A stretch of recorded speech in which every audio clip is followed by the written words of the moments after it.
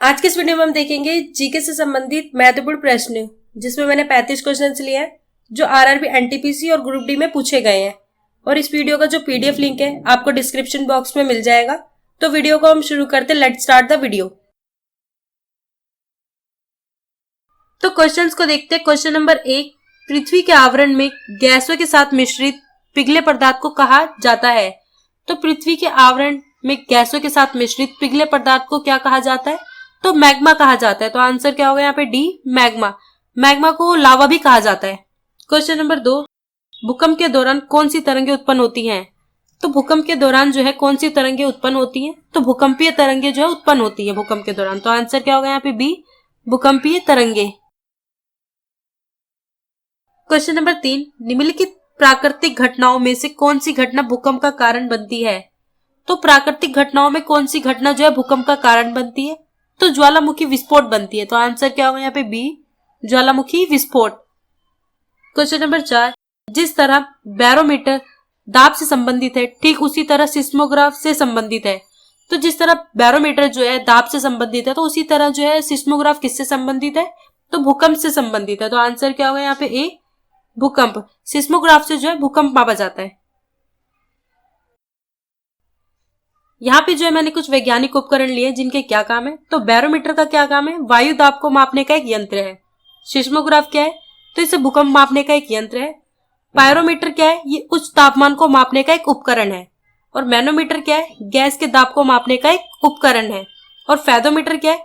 इससे समुद्र की गहराई मापी जाती है। क्वेश्चन नंबर 5, निम्नलिखित में से कौन सा भारतीय शहर निम्नतम भूकंपीय क्षेत्र में है? तो इनमें से कौन सा भारतीय शहर निम्नतम भूकंपीय क्षेत्र में है? तो रायपुर है। तो आंसर क्या होगा यहाँ पे? बी, रायपुर। क्वेश्चन नंबर 6, इनमें से कौन सी सुनामी चेतावनी का एक संकेत है? तो इनमें से कौन सी एक सुनामी चेतावनी का संकेत है? तो समुद्र तट से तुरंत वापस गिरने वाला पानी है। तो आंसर क्या होगा यहाँ पे? सी, समुद्र तट से तुरंत वापस गिरने वाला पानी जो है सुनामी चेतावनी का संकेत है। क्वेश्चन नंबर 7, आकार के मामले में भारत सबसे बड़ा देश है। तो आकार के मामले में जो भारत है वो कौन से स्थान पे है? तो 7वें स्थान पे है। तो आंसर क्या होगा यहाँ पे? ए, 7वां। और क्षेत्रफल के अनुसार देशों का क्रम इस प्रकार है। पहले पे रूस है, दूसरे पे कनाडा है, तीसरे पे चीन है, चौथे पे अमेरिका है, 5वें पे ब्राजील और छठे पे ऑस्ट्रेलिया और 7वें पे जो है भारत आता है। क्वेश्चन नंबर 8, निम्नलिखित में से कौन सा देश भारत का पड़ोसी है? तो इनमें से कौन सा देश जो है भारत का पड़ोसी है? तो नेपाल है। तो आंसर क्या होगा यहाँ पे? डी, नेपाल। भारत की सीमाओं से 7 देशों की सीमाएं जो है लगती हैं। बांग्लादेश, पाकिस्तान, अफगानिस्तान, चीन, भूटान, नेपाल और म्यांमार जो है भारत की सीमाओं से लगती हैं। क्वेश्चन नंबर 9, अरावली पहाड़ियों की सबसे ऊंची चोटी कौन सी है? तो अरावली पहाड़ियों की सबसे ऊंची चोटी जो है कौन सी है? तो गुरु शिखर है। तो आंसर क्या होगा यहाँ पे? सी, गुरु शिखर। क्वेश्चन नंबर 10, निम्न में से किस राज्य में गुरु शिखर चोटी स्थित है? तो किस राज्य में जो है गुरु शिखर चोटी जो है स्थित है? तो राजस्थान में है। तो आंसर क्या होगा यहाँ पे? D, Rajasthan. Question number 11, Nilgiri पहाड़ियों को के नाम से भी जाना जाता है। तो नीलगिरी पहाड़ियों को जो है और किस नाम से भी जाना जाता है? तो नीला पर्वत के नाम से भी जाना जाता है। तो आंसर क्या होगा यहाँ पे? डी, नीला पर्वत। क्वेश्चन नंबर 12, राजघाट बांध नदी पर स्थित है। तो जो राजघाट बांध है वो किस नदी पर स्थित है? तो बेतवा नदी पर स्थित है। तो आंसर क्या होगा यहाँ पे? ए, बेतवा नदी पर। क्वेश्चन नंबर 13, नर्मदा नदी का उद्गम स्थल कौन सा है? तो जो नर्मदा नदी है उसका उद्गम स्थल कौन सा है? तो अमरकटक पहाड़ियां हैं। तो आंसर क्या होगा यहाँ पे? ए, अमरकटक पहाड़ियां। क्वेश्चन नंबर 14, कौन सी नदी अमरकटक से निकलती है? तो वो कौन सी नदी है जो अमरकटक से निकलती है? तो नर्मदा नदी जो है अमरकटक से निकलती है। तो आंसर क्या होगा यहाँ पे? D, Narmada. Question number 15, Hirakud जलाशय किस नदी पर निर्मित किया गया है? तो जो हीराकुंड जलाशय है वो किस नदी पर निर्मित किया गया है? तो महानदी पर किया गया है। तो आंसर क्या होगा यहाँ पे? सी, महानदी। क्वेश्चन नंबर 16, कोयना बांध किस राज्य में स्थित है? तो जो कोयना बांध है वो किस राज्य में स्थित है? तो महाराष्ट्र में स्थित है। तो आंसर क्या होगा यहाँ पे? C, Maharashtra. Question number 17, Hirakud dam किस नदी पर स्थापित किया गया है? तो जो हीराकुंड डैम है वो किस नदी पर स्थापित किया गया है? तो महानदी पर स्थित किया गया है। तो आंसर क्या होगा यहाँ पे? सी, महानदी। क्वेश्चन नंबर 18, लू एक प्रकार की है।